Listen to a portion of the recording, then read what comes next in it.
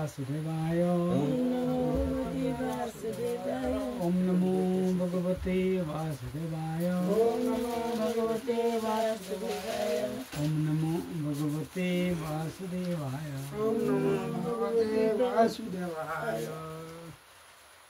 नारायणं नमस्कृतं नरं नरोत्तमं देवीं सरस्वतीं व्यासं ततो जयमुदीरये मुखं कृत्वासालं तं गुरुं कृपातमहं श्रीगुरु दीनतारिणं परमानन्दमाधवं श्रीसत्यनारायणेश्वरं हरिः ओं तत्सत्।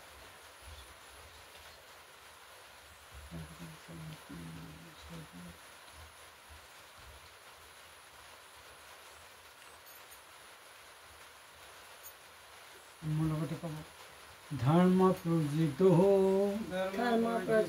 कैतवत्र परमो निर्मत्सरणं सतं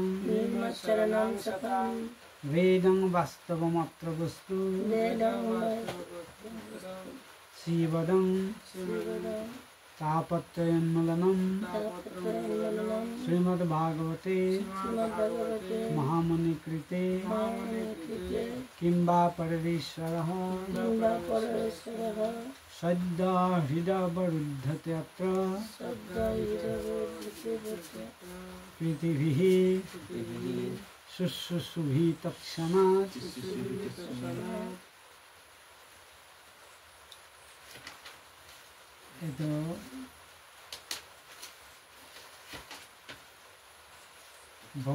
ব্ৰহ্মৰ মুখ্য অৰ্থ ভগৱান, এইটোৰে ব্যাখ্যা চলি আছে। যিহেতু ভাগৱত হৈছে সৰ্বোত্তম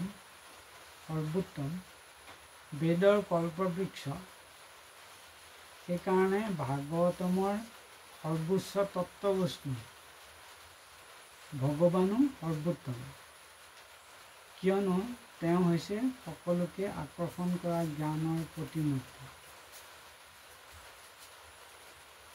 তাৰপিছত এইটো শ্লোক আছে, ধৰ্ম পূজিত কৈতৱত্ৰ নিৰ্মৎসৰণং সতং বেদং বাস্তৱমত্ৰ বস্তু শিৱৰং তাপত্ৰয়োন্মূলনং শ্ৰীমদ্ভাগৱতে মহামুনিকৃতে কিম্বা পৰীশ্বৰঃ সদ্য হৃদয়ৱৰুধ্যতে অত্ৰ প্ৰীতিভিः শুশ্ৰূষুভিः তৎক্ষণাৎ। জড়জাগতিক বাসনাৰে অনুষ্ঠিত সকলো ধৰণৰ ধৰ্মকৰ্ম সম্পূৰ্ণৰূপে বৰ্জন কৰি এই ভাগৱত পুৰাণে পৰম সত্যটো প্ৰতিপাদিত কৰিছে, যিটো কেৱল সম্পূৰ্ণ শুদ্ধ ভক্তিৰ ভক্তসকলেহে বুজিব পাৰে। পৰম সত্যটো মায়াময় অৱস্থাৰ পৰা সম্পূৰ্ণ পৃথক এটা বাস্তৱিক বস্তু। ই সকলোৰে বাবে মংগলদায়ক। সেই সত্যই ত্ৰিতাপ সমূলি আঁতৰাই পেলাই মহামুনি ব্যাসদেৱৰ দ্বাৰা তেওঁ পৰিণত অৱস্থাত ৰচিত এই সুন্দৰ ভাগৱতখন ভগৱত উপলব্ধিৰ বাবে অকলেই যথেষ্ট। বেলেগ শাস্ত্ৰৰ আৰু কি প্ৰয়োজন?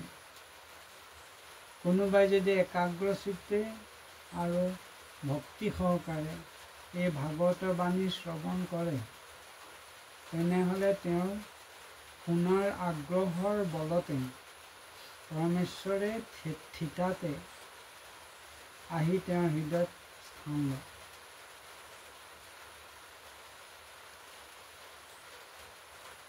ইয়াত কৈছে, বুঝতে না পাৰলেও জিজ্ঞাসা কৰবো। হ্যাঁ, এখানে বলছে, মানে ইয়াত কৈছে ভাগৱত হৈছে সৰ্বোত্তম বেদৰ কল্পবৃক্ষ। ভাগৱত হলো সৰ্বোত্তম, বেদ হলো কল্পবৃক্ষ। বেদৰ কল্পবৃক্ষ হৈছে ভাগৱত, আৰু এইটো হৈছে সৰ্বোত্তম। সেইকাৰণে ভাগৱতৰ সৰ্বোচ্চ তত্ত্ববস্তু ভগৱানো সৰ্বোত্তম। তো ভাগৱত কিহৰ কাৰণে সৰ্বোত্তম? কিয়নো তাত পৰমেশ্বৰ ভগৱানৰ সৰ্বোচ্চ স্থিতি, ভগৱানৰ পৰিপূৰ্ণ ডেছক্ৰিপশ্যন, পৰিপূৰ্ণ বৰ্ণন, শ্ৰীমদ ভাগৱতমত আছে। ভগৱানৰ বিষয়ে ভগৱান সৰ্বোত্তম কেনেকৈ? কিয়নো তেওঁ হৈছে সকলোকে আকৰ্ষণ কৰা জ্ঞানৰ প্ৰতিমূৰ্তি। ভগৱানে সকলোকে আকৰ্ষণ কৰিব পাৰে আৰু এই আকৰ্ষণৰ কাৰণটো কি? তেওঁ হৈছে জ্ঞানৰ প্ৰতিমূৰ্তি। আচ্ছা, জ্ঞানটো কি? জ্ঞানটো এটা অদ্ভুত বস্তু। জ্ঞানটো এই 84 লক্ষ জীৱৰ 80 লক্ষ এই জ্ঞানটো নাই। অকল 4 লক্ষ জীৱৰ, দেৱতাৰ পৰা আদি কৰি মনুষ্য আদি এইবিলাকৰ মাজতে এই জ্ঞানটো আছে। এই জ্ঞানটো ভগৱানৰ চিত শক্তিৰ প্ৰকাশ। ভগৱান সৎ চিত আনন্দময়। এই চিত শক্তিৰ যিটো প্ৰকাশ, সেইটো হৈছে জ্ঞান। আৰু এই চিত শক্তিৰ কামটো কি? কাম হৈছে কি? এই জ্ঞানে কি কৰে? জ্ঞানে বস্তু আৰু ব্যক্তিক যুক্ত কৰে। এতিয়া এটা মোবাইল আছে আৰু এজন ব্যক্তি আছে। যদি জ্ঞানটো নাই মোবাইলৰ ওপৰত, তেতিয়াহ'লে মোবাইলটো সি ইউজ কৰিব নোৱাৰে। এই জ্ঞানটোৱে এই বস্তুটো আৰু ব্যক্তিজনক যুক্ত কৰি দিছে। ঠিক তেনেকৈ পুৰুষ আৰু স্ত্ৰী যেতিয়া তেওঁলোকৰ মাজত এক বিশেষ ধৰণৰ সম্পৰ্ক হয় পতি পত্নী হিচাপে, সেইটো কি? সেইটো এটা ভাৱহে, সেইটো এটা জ্ঞানহে। বা পুত্ৰ, বন্ধু, সখা, দাদা, খুৰা, মামা যি হয়, এনেকৈ এটা সম্বন্ধ যেতিয়া হয় দুজন ব্যক্তি ভেৰি ক্ল'জ হৈ যায়, ঈশ্বৰ চাপি। এই দুটা বস্তু, ব্যক্তি দুটা আৰু বস্তু আৰু ব্যক্তি, এই দুইটাক একেলগ কৰে কোনে? জ্ঞানটো, এই চিত শক্তিটো। এই চিত শক্তিৰ প্ৰতিমূৰ্তি হৈছে, মেনিফেষ্টেড ফৰ্ম হৈছে ভগৱান। সেইকাৰণে ভগৱান সকলোকে আকৰ্ষণ কৰে। তো মোবাইলৰ প্ৰতি আমি আকৃষ্ট কিয়? মোবাইলটো আমি তাৰ পৰা কি বেনিফিট আদায় কৰিব লাগে জানো আকৌ, সেইকাৰণে। ঠিক তেনেকৈ আমি কাৰোবাৰ প্ৰতি আকৃষ্ট হওঁ কেতিয়া? তেতিয়া সেই বস্তুটোৰ পৰা আমি সুখ পাওঁ, কিবা সম্পৰ্ক স্থাপন কৰিব পাৰোঁ তেতিয়া। গতিকে সেই জ্ঞানটো পাবৰ কাৰণে ইয়াত কৈছে, জ্ঞানটো আৰু ধৰ্মটোৰ মাজত পাৰ্থক্য নাই। সেইকাৰণে আমাৰ চতুৰ্বৰ্গ কি হৈছে? চতুৰ্বৰ্গ ধৰ্ম, অৰ্থ, কাম, মোক্ষ। ধৰ্ম মানে কি? ধৰ্ম মানে ধৰ্মস্তু সাক্ষাৎ ভগৱত প্ৰণীতম। ভগৱানে দিয়া আইনটোৱে হৈছে ধৰ্ম। ভগৱানে যি নীতি নিয়ম বনাইছে বা সংসাৰ বনাইছে, বনাই পেলাই কেনেকৈ চলিব লাগে যি বিধি বিধান কৰিছে, সেইটোৱেই ধৰ্ম। সেই বিধি বিধান, নিয়ম নীতি ভগৱানে বিচৰা আৰু আমি বিচৰা এই গোটেই কথাবিলাকেইতো জ্ঞান। সেইকাৰণে ধৰ্ম মানে একচুৱেলি জ্ঞান। সেইকাৰণে ল'ৰা ছোৱালীবিলাকক সৰুৰ পৰাই জ্ঞানৰ পিছত কথা, স্কুল যা, বিদ্যালয়ত যা, মন্দিৰত যা, গুৰুৰ ওচৰত যা, এনেকৈ দুটা কথা শিকিবৰ কাৰণে তেওঁলোকক সৰুৰ পৰাই প্ৰেৰণা দিয়ে। কৌমাৰত আশ্ৰয় প্ৰাজ্ঞ। প্ৰাজ্ঞ মানে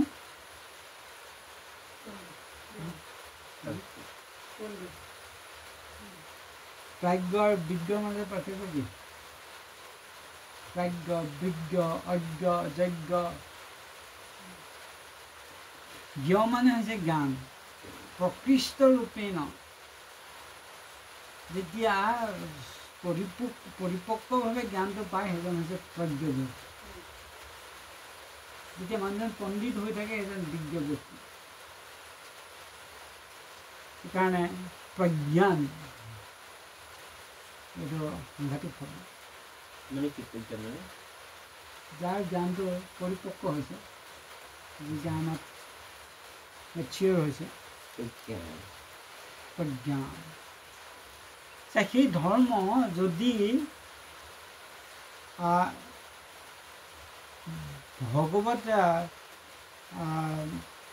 ভক্তি কৰাৰ ক্ষেত্ৰত এই বাধা প্ৰদান কৰে, সেই ধৰ্মক লজ্জিত, মানে যেনেকৈ প্ৰজ্ঞান লজ্জিত, মানে হৈছে প্ৰক্ষিপ্ত, পেলাই দিয়ে, দলিয়াই দিয়ে, উচ্ছেদ কৰি দিয়ে, মানে প্ৰণিপাত প্ৰজ্ঞান প্ৰজ্জিত, এনেকুৱা একেই। সেই ধৰ্ম যিটোৱে আমাক বাস্তৱ বস্তুৰ উপলব্ধি কৰাৰ ক্ষেত্ৰত আমাক সহায় কৰা নাই,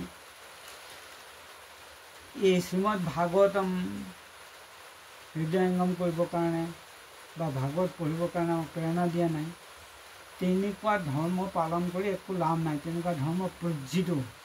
আৰু সেই ধৰ্ম কেনেকুৱা? কৈতৱ মানে চিঠি, কৈতৱ মানে কপটযুক্ত ধৰ্ম।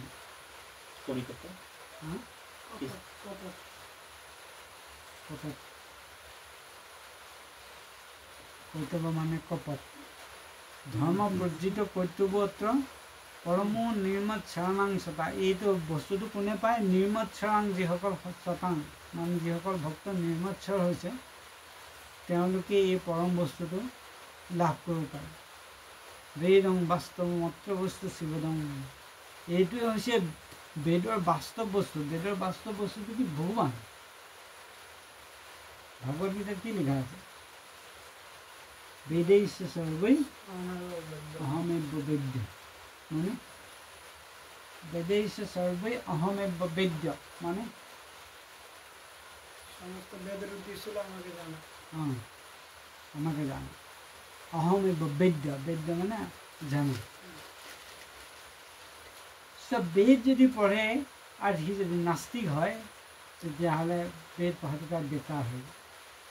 বেদ যদি পঢ়ে আৰু সি যদি এজন মহান ভক্ত হৈ যায়, তেতিয়াহ'লে সি বেদৰ যিটো সাৰ, যিটো বাস্তৱ বস্তু, বেদং বাস্তৱ মাত্ৰ বস্তু, সেইটো সি প্ৰাপ্তি কৰিছে।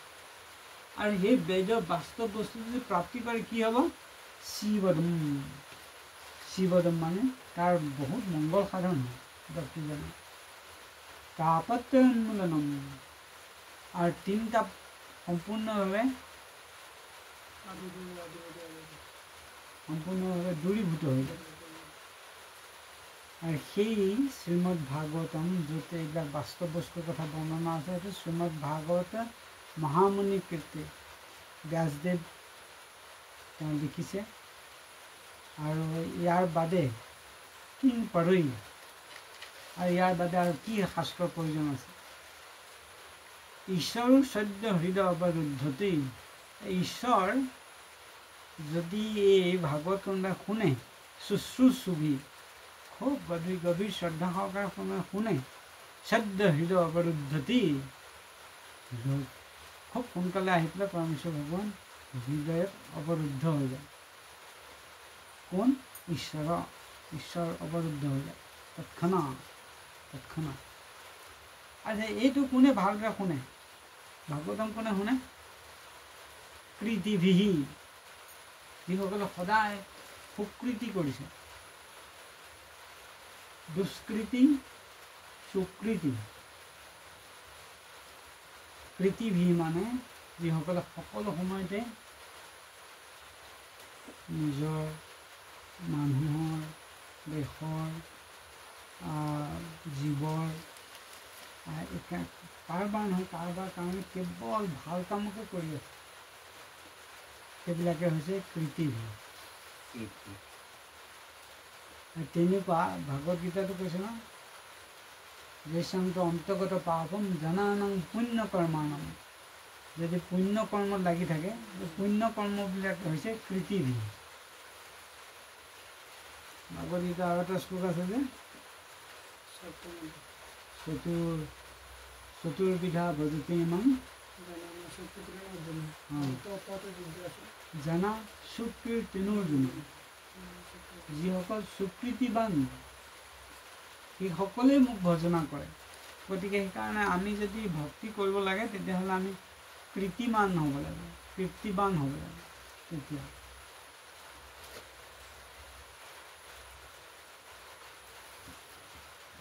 ধৰ্মক এনেদৰে ব্যাখ্যা কৰা হৈছে, সবৈ পুংসাং পৰো ধৰ্ম যথো ভক্তিৰ অধিক সজে। আটাইতকৈ শ্ৰেষ্ঠ ধৰ্ম সেইটোৱেই যিটোৰ দ্বাৰা শ্ৰী ভগৱানৰ প্ৰতি ভক্তি উৎপন্ন হৈ থাকে।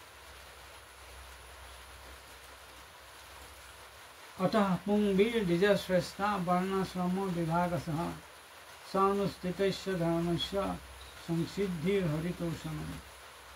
সেই দ্বিজশ্ৰেষ্ঠগণ সকল, সেইবাবেই এই বুলি সিদ্ধান্ত কৰা হৈছে যে মনুষ্যসকলে বৰ্ণাশ্ৰম ব্যৱস্থা অনুসাৰে ভাগে ভাগে নিৰ্দিষ্ট কৰি দিয়া নিজৰ বৃত্তিগত কৰ্তব্যৰূপ ধৰ্মৰ কাম ভালদৰে কৰি তাৰ দ্বাৰা পৰম পুৰুষ পৰমেশ্বৰৰ সন্তুষ্টি বিধান কৰিব লাগে, আৰু এইভাৱেই সেই কামৰ পৰম সিদ্ধি লাভ কৰা যায়।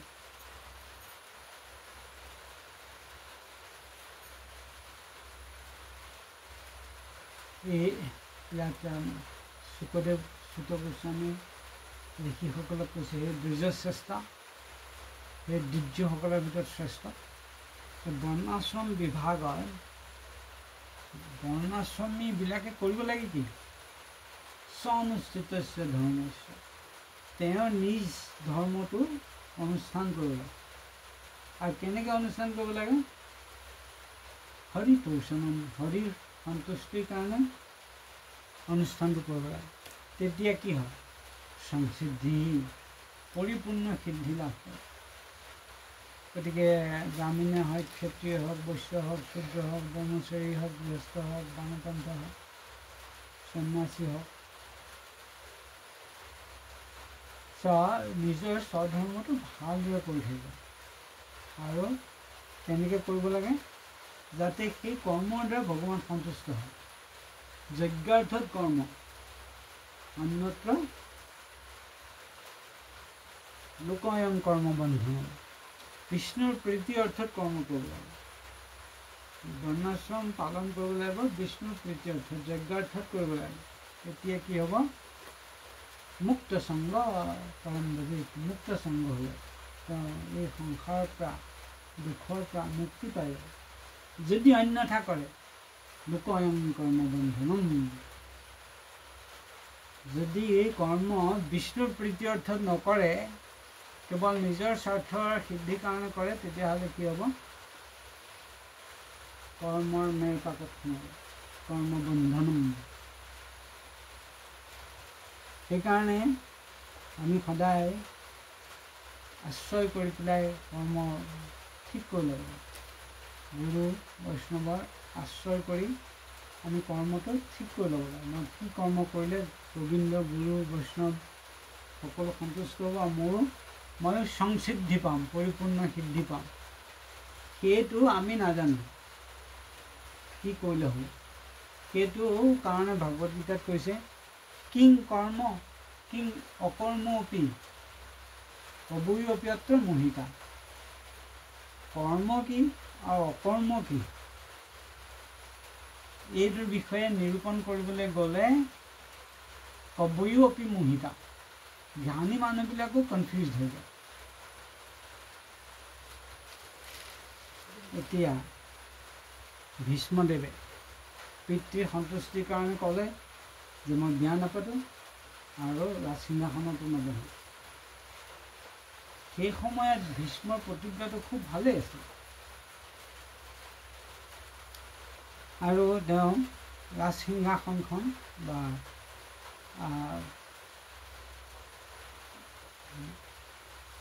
মানে হস্তিনাপুৰক পূৰা সুৰক্ষা দিব, সেইটো তেওঁ বাপেকৰ আগত কৈছে, পিতৃৰ আগত কৈছে, শান্তনু মহাৰাজৰ আগত কৈছে।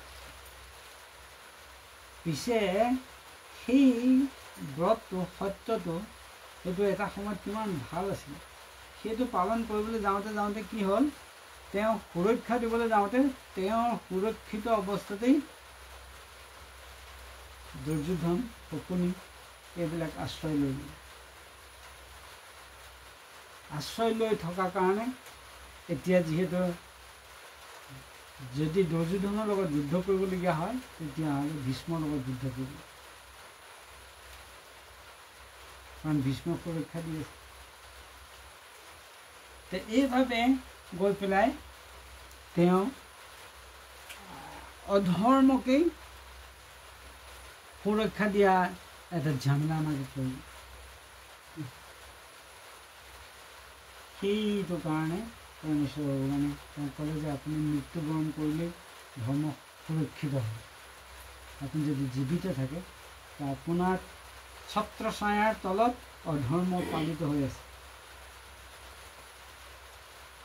গতিকে সেইকাৰণে যিটো এসময়ত মহান আছিলে ব্ৰত প্ৰতিজ্ঞা, সেইটো এসময়ত বেয়া হৈ গ'ল। সেইকাৰণে কিং কৰ্ম কিং অকৰ্ম, কি কৰিব লাগিব, কি কৰিব নালাগিব, কেতিয়া কৰিব লাগিব, কেনেকৈ কৰিব লাগিব, কিমান দিন কৰিব লাগিব, এনেকুৱা বিষয় লৈ পেলাই কবুয়ো অপিয়ত্ৰ মোহিত, জ্ঞানী মানুহবিলাকো মোহিত হ'ব। একেটা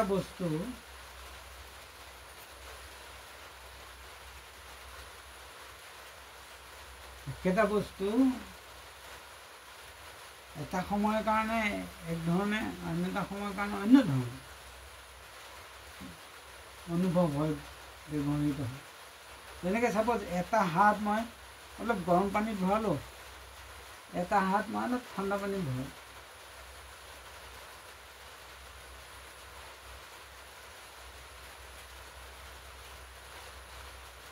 তাৰপিছত দুইটা হাত উলিয়াই অনাৰ পিছত যিটো নৰ্মেল পানী, সেই নৰ্মেল পানীত দুইটা হাত ভৰাই দিলোঁ।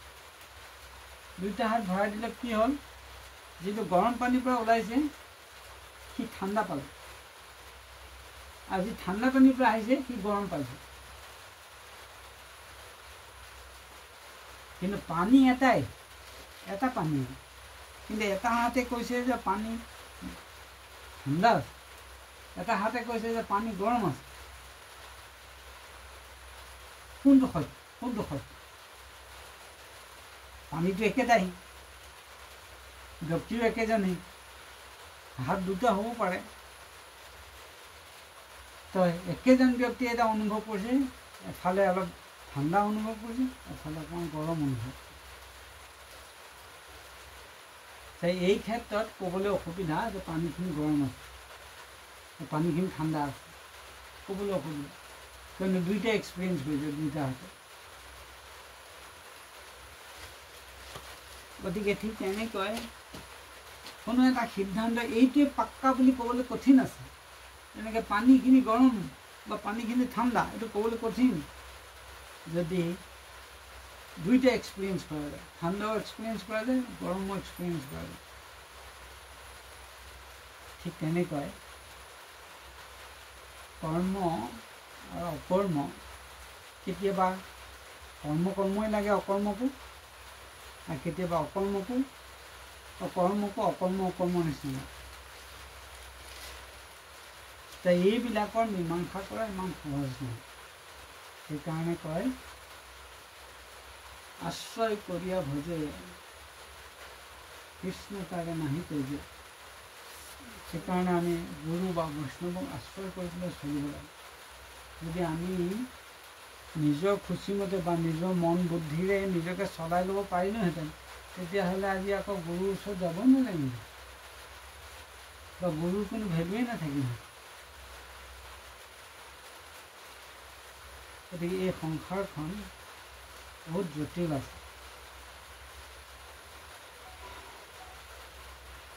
এই জটিলতাৰ পৰা মুক্তি পাবলৈ হ'লে অভিজ্ঞ ব্যক্তিৰ তত্বাৱধানত কালাতিপাত কৰিব লাগে, সময় অতিবাহিত কৰিব পাৰিব, তেতিয়াহ'লে ঠিক আছে। সেইকাৰণে প্ৰতিটো কথা, প্ৰতিটো কাম কৰাৰ আগতেই, কোৱাৰ আগতেই 10 বাৰ ভাবিব লাগে, তাৰপিছত কৰিব লাগে। সেইকাৰণে কয় প্ৰথমতে শ্ৰৱণ দশা, তাৰপিছত বৰণ দশা। ভালদৰে শুনিব লাগে, ভালদৰে ভাবিব লাগে, তাৰপিছত বৰণ কৰি ল'ব লাগে, গ্ৰহণ কৰিব লাগে বা ক'ব লাগে বা কৰিব লাগে।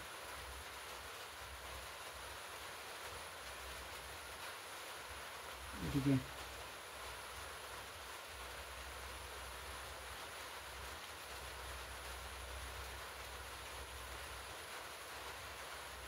মনে থাকো নেকি আৰু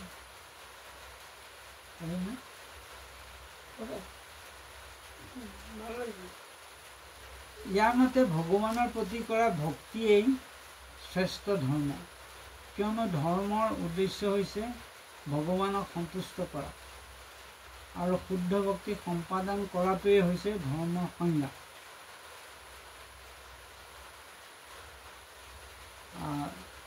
পৰো ধৰ্ম, আটাইতকৈ শ্ৰেষ্ঠ ধৰ্মটো কি? যে ভগৱানক সন্তুষ্ট কৰা, যথোৰ ভক্তি অধিক সেৱা কৰা, আৰু সেইটোৱে হৈছে ধৰ্মৰ সংজ্ঞা। যিহেতু ধৰ্মৰ অন্তিম লক্ষ্য ভক্তি, সেয়েহে ভাগৱত মত অন্য ফল কৰ্তব্য বিচৰা ধৰ্মক পূৰ্ণ ৰূপত ত্যাগ উজ্জীৱন কৰাৰ কথা কৈছে।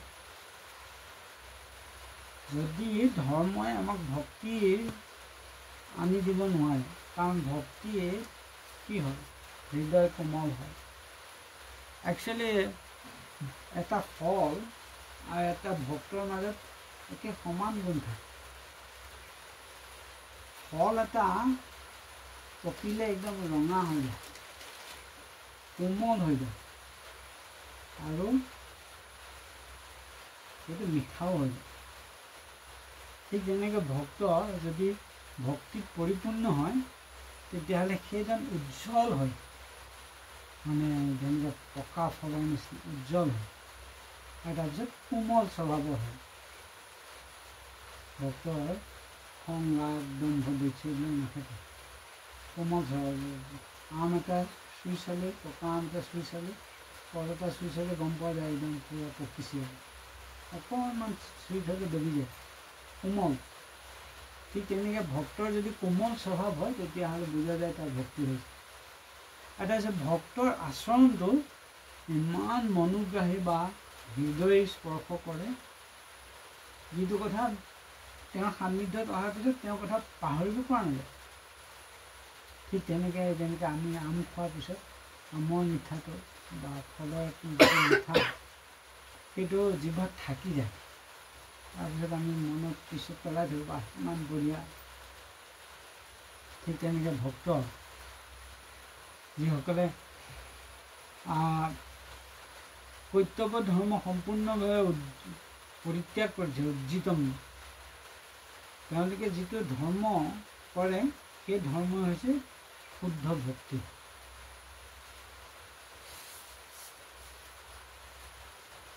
শব্দই সূচায় যে সালোক্য আদি মুক্তি পৰ্যন্ত বৰ্জনীয়। যিহেতু ধৰ্মৰ একমাত্ৰ লক্ষ্য হৈছে ভক্তি, গতিকে ই কেৱল ঈৰ্ষা, মৎসৰ শূন্য ব্যক্তিসকলৰ বাবেহে।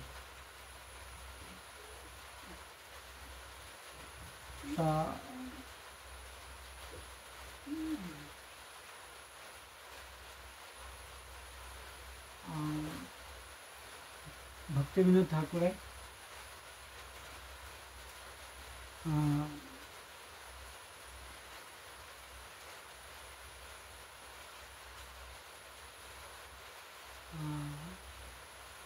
অনৰ্থক 4টা ভাগত ভাগ কৰিছে যে তত্ত্ব বিভ্ৰম, হৃদয় দৌৰ্বল্য,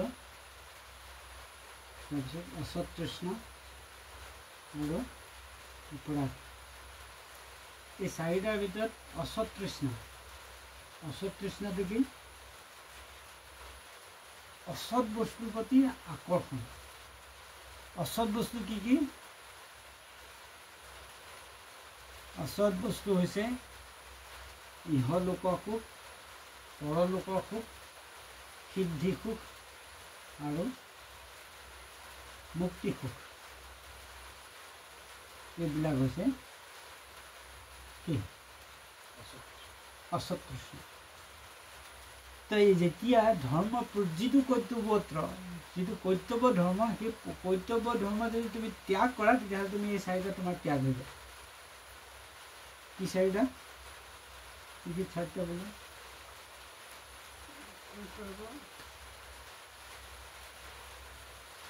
কি অসৎ তৃষ্ণা কি চাৰিটা? চাৰিটা কি? মুক্তি, তাৰপিছত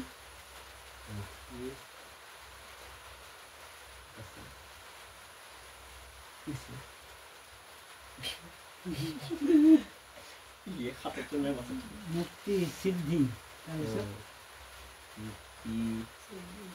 আৰু দুটা মুক্তি, সিদ্ধি আৰু কিবা বেলেগ আছিল, সেইটো মিনিঙে নাজানো। ইহলোকৰ সুখ, এই জগতৰ সুখ আৰু স্বৰ্গ সুখ, মানে পৰলোকৰ সুখ। ইহলোক, পৰলোক, সিদ্ধি আৰু মুক্তি, এইকেইটা হৈছে অসৎ তৃষ্ণা। যদি ধৰ্ম কৰি এই অসৎ বস্তুৰ প্ৰতি তৃষ্ণা থাকে, তেতিয়াহ'লে এইটো কৰ্তব্য ধৰ্ম।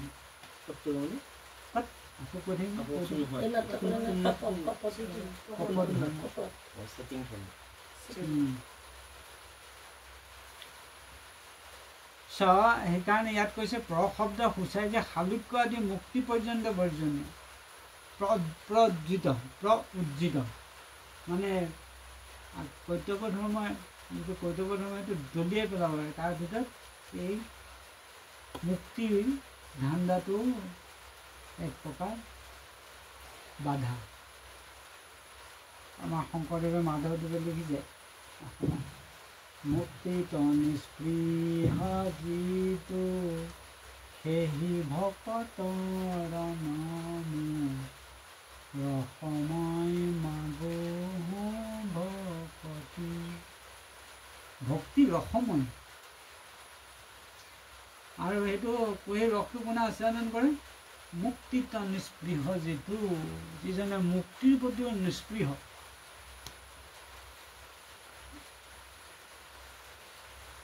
সেই ভকতৰ নাম, সেই ভক্তক মই প্ৰণাম কৰোঁ, সেই ভক্তক মই সান্নিধ্য কামনা কৰোঁ, যিজনে মুক্তি পৰ্যন্ত কামনা নকৰে। তেনেকুৱা ব্যক্তিয়ে কি কৰে? তেওঁলোকে কি লৈ পেলাই ব্যস্ত? তেওঁলোক হৈছে ৰসময় ভক্তি কৰি থাকে। ভক্তিতে ৰস আস্বাদন কৰি থাকে। কাৰণ নাম চিন্তামণি কৃষ্ণ চৈতন্য ৰস বিগ্ৰহ, এইটো চৈতন্য বস্তু। নাম চৈতন্য বস্তু, ৰসৰ ভাণ্ডাৰ।